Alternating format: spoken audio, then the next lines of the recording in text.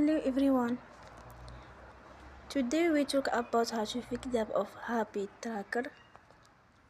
We go to settings. Then we click on apps. After that, we will search the app Habit Tracker,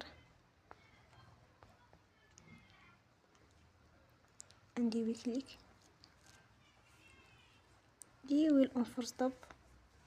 After that, you will go to storage. Then we click on clear cache. You will go to Play Store and you will update your app. Don't forget to support us by like and subscribe. See you next time and thank you for watching.